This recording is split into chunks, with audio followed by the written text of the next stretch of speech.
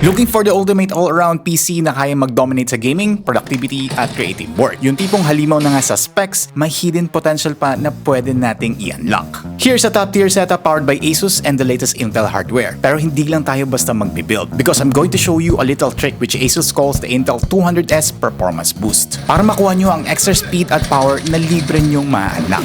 Simulan natin ang parts list sa magiging brain of the system. We're using the Intel Core Ultra 9 285K. This is a massive leap in performance, packing 24 cores and capable boosting up to 5.7 GHz. Kung multitasking at raw performance ang usapan, tamang-tama ang CPU na to. Whether you're rendering heavy 3D scenes, streaming while gaming, or running the latest AAA game titles, easy lang dito yan. Plus, may dedicated NPU din inside specifically designed to handle modern AI workloads efficiently. And to maximize the CPU, kailangan natin ng solid na platform. Dito papasok itong ROG Strix Z890-F gaming Wi-Fi motherboard. Visually, it looks stunning with a stealthy blackout PCB, accented by that signature polymol lighting on the I/O shroud. Hindi rin tripid sa cooling dahil balot na balot ito ng massive heatsinks covering the VRMs and M.2 slots to handle heat-generating components easily. Future-proof na rin tayo dito dahil equip ito with the latest Gen Tech gaya ng Wi-Fi 7, full PCIe Gen 5 support, high-speed DDR5 compatibility, and dual Thunderbolt 4 ports. Pero hindi lang hardware ang bida dito. Marami din itong smart features designed to make building easier, improve your experience, and ultimately make your PC even faster.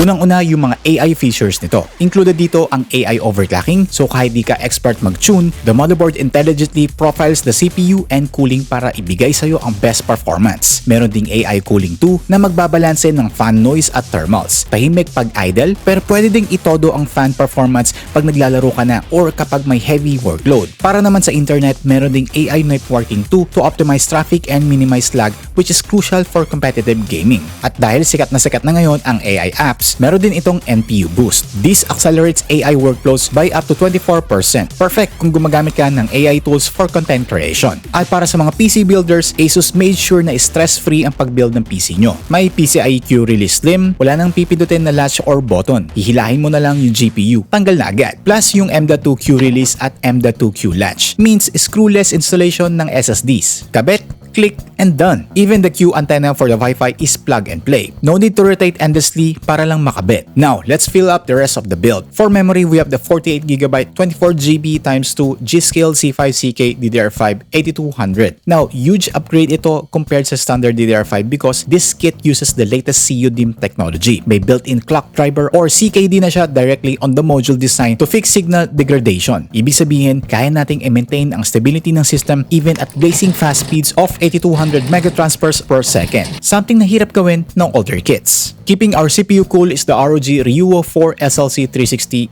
aRGB. Ang highlight dito is probably that massive 6.67-inch AMOLED display. Sobrang intuitive din nito. Pwede kang mag-play ng 3D videos, custom video, image loops, or display real-time hardware stats. For the GPU, we're going the absolute beast on the Asus lineup, the ROG Astral RTX 5090. This card is built like a tank, combined with a quad fan design and increased fin density to keep thermals under control. So kung gusto na 4K gaming with maximum ray tracing without worrying about temps, ito ang sagot. Part na rin natin ng 2TB na Corsair MP700 Pro. Since PCI 5.0 na ito, we're talking about read and write speeds of up to 12,400 megabytes per second. Sisiw lang ang boot times at loading screens. Plus kung mag-transfer ka ng malaking video files, tapos na agad yan. Our entire system will be powered by the ROG Thor II 1200p. Hindi lang ito basta-basta na PSU. It's 80+ Platinum certified for maximum efficiency. And it features the signature OLED display on the side. So you can actually monitor your real-time power draw habang ginagamit mo ang PC. All of these are housed inside the ROG Strix Helios 2. With this brushed aluminum frame, this case screams premium every angle. Sobrang spacious din ito to accommodate our massive components. Plus may smart cable management cover siya para siguradong malinis at clutter-free ang interior build natin. Mas may experience natin ng matindi itong rig with this matching ROG Strix OLED XG32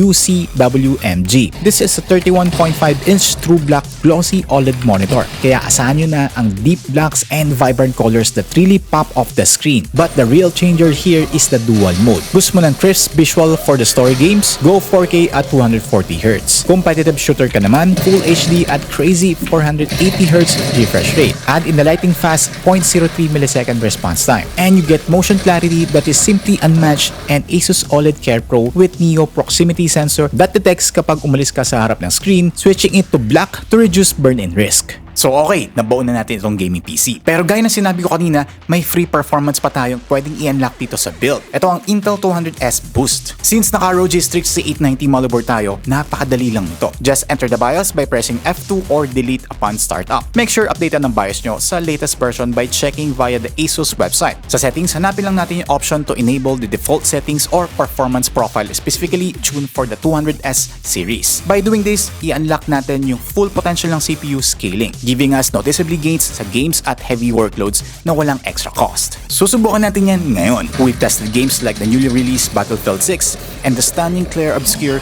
Expedition 33. And with the kind of hardware na meron tayo, sure na mataas ang FPS even on ultra settings and even at 4K resolution pa. Obviously, with out-of-the-box settings, smooth naman ang experience by default. Pero nung in-apply natin ang Intel 200S Boost, kita nyo yung difference? We're seeing some jump in frame rates. With games tested 1080p max settings such as F124, Counter-Strike 2,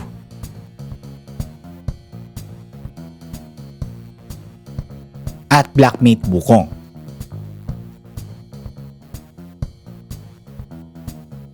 We've also checked out some synthetic CPU benchmarks and we can see the difference in scores like the Cinebench R23 where we can see up to 2,000 points difference sa score ng multi-core, while on the 3D Mark Time Spy tests, we can see some significant jump as well, so basically libreng performance boost nga just by tweaking the right settings sa BIOS. So there you have it, a powerhouse all-around ROG gaming PC na perfect for gaming, productivity tasks, professional, and even content creation work. Kung may 350,000 ka to spare and gusto mo mag-build ng malakas at madiin na setup na tatagal, then look no further. This is the ultimate ROG build for you. At syempre, may good news ako para sa inyo. If you buy selected Asus or ROG C890 motherboards, pwede kayong makakuha ng free copy ng Battlefield 6 and Clear Obscure Expedition 33. Sakto, di ba? May bago ka ng gaming PC, may lalaruin ka na agad. Plus, if you purchase at least 10,000 pesos worth of Asus products, may dagdag pang free items na naghihintay sa inyo. Check the links in the video description para sa full mechanics and details.